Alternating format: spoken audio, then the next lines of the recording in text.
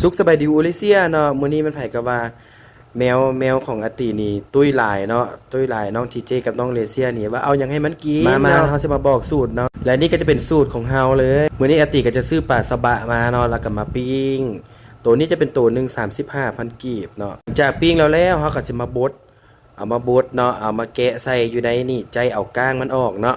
เอาก้างปลาสบะออกแล้วก็มาใจเลือกเอาถ้าตัวใดก้างใหญ่เฮาก็เก็บออกตัวใดก้างน้อยเฮาก็เอาใส่ก็ได้เนาะแล้วบนหัวมันนี่เฮาบ่ต้องทิ่มเด้อเฮาต้องได้เอาใส่น้ำเพราะว่าความนัวของมันจะอยู่บนหัวนี่เนาะแล้วก็จะอยู่บนขี้ปลาพื้นท้องอย่างต่างๆนี่ก็สินัวหลายถามว่าเอาปลาอื่นได้บ่ก็ได้คือกันเนาะแต่ว่าปลาสบานี่มันจะหอมจะนัวกว่าเนาะอาจจะเป็นปลาทูอย่างก็ได้ปลานิ่นก็ได้แล้วแต่เฮาเนาะแล้วเฮาก็แกะใจจังซี่เนี่ยหลังจากใจเบิดแล้วเฮาก็จะเอามาใส่ข้าวเนาะอาจจะมาป่นข้าวอันนี้เป็นสูตรของกะติเองเนาะป่นข้าวเหนียวอาจจะเป็นข้าวเหนียวเย็นข้าวเดียวร้อนก็ได้เนาะป่นใส่แล้วเฮาก็สิไปทำการไปบดเนาะเวลาใส่ข้าวนี่ให้เบิ่งปริมาณนำเด้อปริมาณของข้าวนี่ซ้ำใดเนาะป่าซ้ำใดเฮาก็มาบดก่อนบ่ต้องใส่หลายเทื่อเฮาก็จะมาบดหลังจากบดเบิดแล้วเฮาก็จะมาเบิ่งว่าเนื้อของปลานี่มันเป็นจังไดเนื้อปลาหลายคนเข้าบ่หรือเข้าหลายคนปลาแบบนี้ถ้ามันน้อยก่อนเนาะถ้าว่าข้าวน้อยก่อนเฮาก็สิใส่เนื้อเข้าไปน้ำตืมก่อนแล้วเฮาก็สิมาบดอีกก็มีผู้มาจอบเบิ่งอีกเอาบัดนี้แล้วก็สิมาใจบดจนโอเคพุ่นล่ะเนาะหลังจากนั้นเฮาก็สิมาปะไว้มันเย็นก่อนน้อยหนึง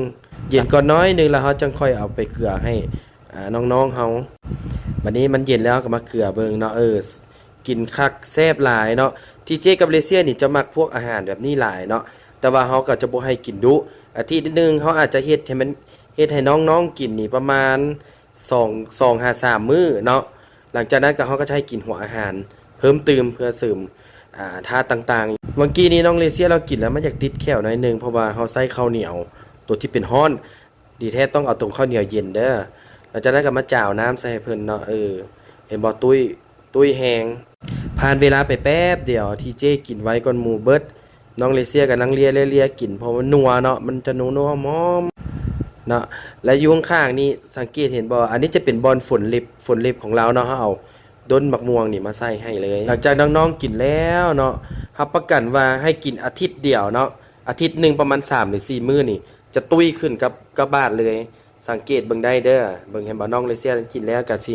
มาเลียตีนเลียมือน้องทีเจก็คือกันเนาะไผมักอยากให้แมวตัวเองที่ว่าตุ้ยหน้าฮักแบบนี้เขาต้องเฮ็ดอาหารแบบสูตรของอาติลองเบิ่งเนาะก็ลองไปลองเฮ็ดเบิ่งรับประกันได้เลยว่าตุ้ยแน่นอน100%